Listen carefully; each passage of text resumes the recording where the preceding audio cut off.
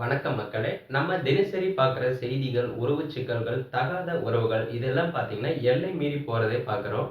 அதோட விளைவு அப்பாவி உயிர்கள் காவு வாங்கப்படுகிறது. இன்னைக்கு நம்ம பார்க்க போற சம்பவம் அதே மாதிரி தான். ஆனா, இதுல ஒரு பயங்கரமான திருப்பமும் இருக்கு. சம்பவம் நடந்த இடம் பார்த்தீங்கன்னா, தெலுங்கானா மாநிலம் கிரீம் நகர் மாவட்டத்துல இருக்கிற சப்தகிரி. சுரேஷ், மௌனிகா காதலிச்சு கல்யாணம் பண்ணிக்கிறாங்க. 10 வருஷ சந்தோஷ வாழ்க்கை, 2 குழந்தைகள்னு வெளியில பார்த்தா அமைதியான குடும்பம். ஆனா, அந்த அமைதிக்கு பின்னாடி ஒரு பயங்கரமான புயலும் மறைந்திருந்திருக்கு. சமீப காலமாக பார்த்தீங்கன்னா, கணவன் சுரேஷ் மனைவி மௌனிகா கிட்ட அடிக்கடி பணம் கேட்டு நச்சரித்திருக்காரு. மனைவியோட ஆத்திரம் கொஞ்சம் கொஞ்சமாக கூடி கணவர் மேல வெறுப்பா மாறி ஒரு கொலையா வெடிச்சிருக்கு. கொலைக்கான காரணம் என்னதான் பணம் கேட்டாலும் ஒரு மனைவியால கணவனை கொல்ல முடியுமா? அப்படி என்ன ஆத்திரம் அவருக்கு? கணவன் செத்த பிறகு பார்த்தீங்கன்னா, மௌனிகா ஒரு நாடகமும் ஆடுறாங்க. சுரேஷோட அம்மாவுக்கு ஃபோன் பண்ணி, அம்மா உடலுறவின் போது அவர் திடீர்னு மயங்கி விழுந்துட்டாருன்னு கதறி அழுதுருக்காங்க. அதிர்ச்சியான அம்மா பார்த்தீங்கன்னா, உடனே ஓடி வந்து ஹாஸ்பிட்டலுக்கு தூக்கி போறாங்க. ஆனா டாக்டர் பார்த்தீங்கன்னா, அவர் ஏற்கனவே இறந்து விட்டார்ன்னு சொல்லியிருக்காங்க. குடும்பமே நிலைகுலைஞ்சும் போகுது. விசாரணையில தான் ஒரு பெரிய திருப்பமும் காத்திருந்திருக்கு.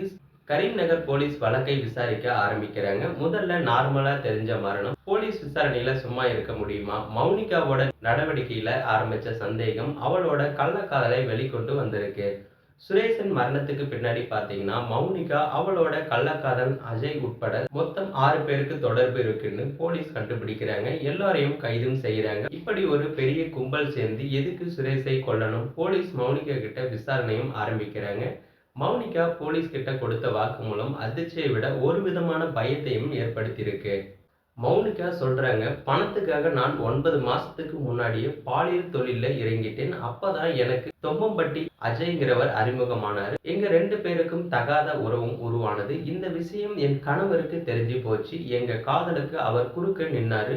இதை அஜய் கிட்ட சொன்னப்போ சுரேஷை தீர்த்து கட்டிடலாம்னு சொன்னாரு. அஜயோட பேச்சை கேட்டுதான் நான் கொலை செய்யவும் முடிவெடுத்தேன். கொலை செய்ய ஐடியா கொடுத்தவர் யாரு தெரியுமா? மௌனிகாவோட நண்பர்களான பாலியல் தொழிலாளிகள் ஸ்ரீஜா, ராதா அவங்க தான். மெடிக்கல் ஷாப் வச்சிருந்த கிருஷ்ணன்னு ஒருத்தரை அறிமுகம் செஞ்சு வச்சிருக்காங்க. சினிமால கூட பார்க்க முடியாத ஒரு ட்விஸ்டும் இருந்திருக்கு. 15 வயகரா மாத்திரை. ஆமாங்க, கிருஷ்ணா மௌனிகா கிட்ட 15 வயகரா மாத்திரைகளை கொடுத்து அதை கணவருக்கு சாப்பிட கொடுக்க சொல்லியிருக்காங்க.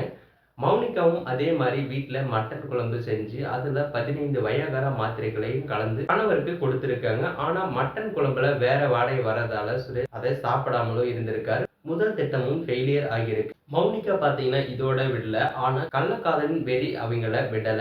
மௌனிகா உடனே தன்னோட திட்டத்தை மாத்துறாங்க. ரத்த அழுத்த மாத்திரை, தூக்க மாத்திரைகளை தூள் செஞ்சு மாவுல கலந்து கணவருக்கு குடிக்க கொடுத்திருக்காங்க. அதை குடிச்ச சுரேஷ் மயங்கியும் விழுந்திருக்காரு. திட்டமும் இதுதான். மாத்திரை மயக்கத்துல இருக்கிற கணவனை தூக்குலையும் தொங்க விட்டு அதுக்கப்புறம் மாமியாருக்கு போன் செஞ்சு உடலுறவின் போது மயங்கி விழுந்து இறந்து விட்டாருன்னு நாடகமும் ஆடுறாங்க.